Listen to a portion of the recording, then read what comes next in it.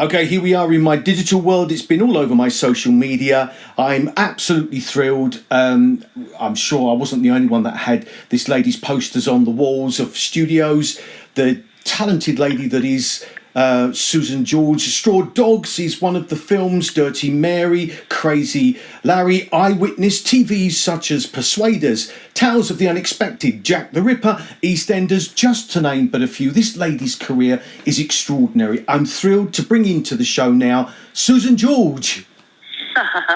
Thank you, Mike. That's really lovely. That's very sweet of you to remember things. Hey, no, I've done a bit of research and a lot actually, and it's extraordinary. You're what I call one of the artists that tread the boards, pay their dues, and you're still, thank God, in the industry, around the industry, and have just all this stunning work that you've done. But listen, I've noticed that you were 5 when you did your first commercial. Is that what brought you in to show business? That's the truth. I was. It was a Horlicks commercial, and I was 5. I was that young, and I have been in this business what seems like a very long time, but it also seems very vital to me and very new in a strange way. Very old and very new. Well, I mean, obviously, the things that you've done, obviously mainly films. I mean, the beauty just shone. I was saying this to someone very recently. There's something you can't teach people, and the camera will either reverse you well, it'll love you, or unfortunately, it won't embrace your image. But, I mean, you just radiated out of the screens and on the big screens in the films that you did. Absolutely superbly. Things like Straw Dogs, how did that come about? Well, it came about in the way that I was at a stage school at the time, and I'd left the stage school. I was with the agent who ran the stage school, and I was with her, and there was an audition for it. They rang me up one day. I had left this particular agent. Sorry, I'm be very clear. I'd left this particular agent, and I had just joined somebody that had been soliciting me in the best possible way for a long, long time. And that was wonderful. A wonderful agent in the business that everybody knew called Dennis Salinger. Yeah. And Dennis really wanted me as a client. And this was the first job that came Dennis's way for me. And he was so excited. He called me up and said, I have an audition for you. I want you to read the script. I remember it to this day. It's coming round now by car. They sent the script round by car. And he said, I want you to read it immediately. And I want your reaction because they're really, really, really interested and they would like to see you tomorrow. That's how it happened. And I remember it to this day because I was in the garden at the time, weeding with my mother, weeding the rose bed. And I remember saying, God, this is something really exciting that's just happened. And my mother, who was quite wonderful, at times of tragedy or jubilation, always said, I'll put the kettle on. And that's exactly what she said. I'll put the kettle on. So we all sat round as a family and discussed, because I was still living with my parents. I was 20 years of age. I turned 21 on the making of Straw Dogs. We all sat round as a family. I read it. I discussed with them that there was somewhat risque scenes that I was going to have to deal with. And I had a very strong and very old head on young shoulders at that time. I'd been in the industry such a long time, I suppose that's why. And I knew what was in front of me. Well, I didn't quite know what was in front of me. That's not entirely true.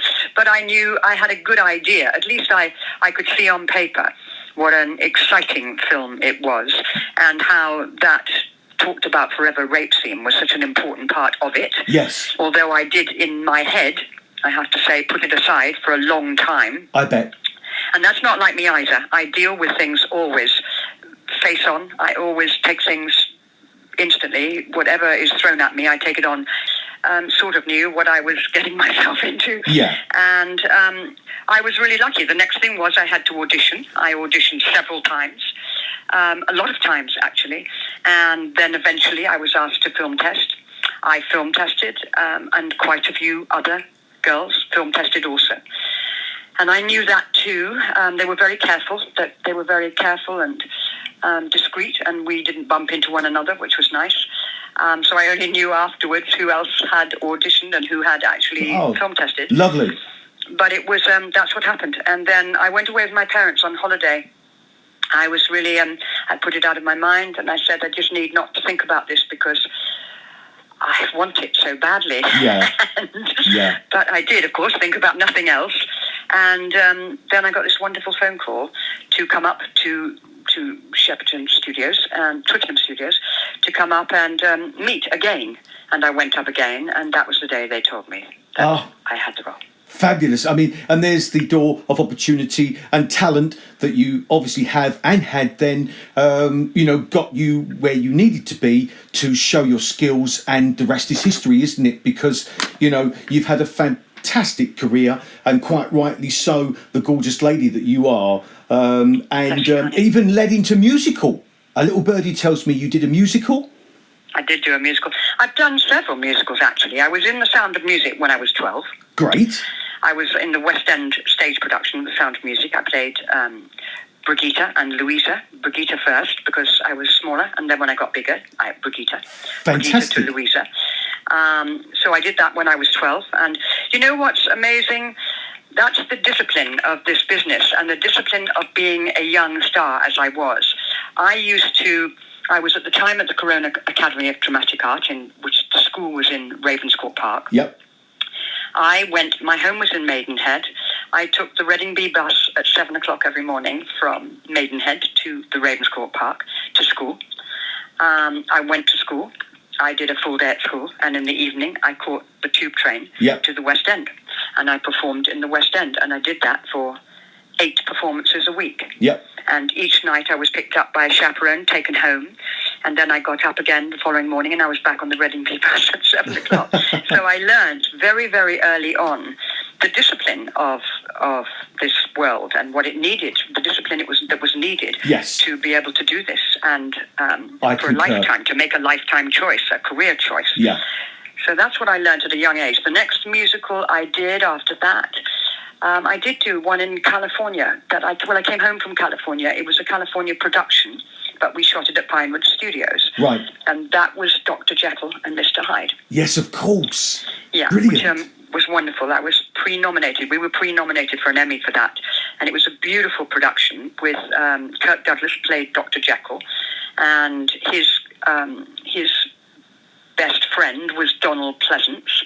The cast was phenomenal. Susan Hampshire, Sir Michael Redgrave, Stanley Holloway. I mean, it was an incredible, incredible cast. And Stunning. We had the most wonderful time making it.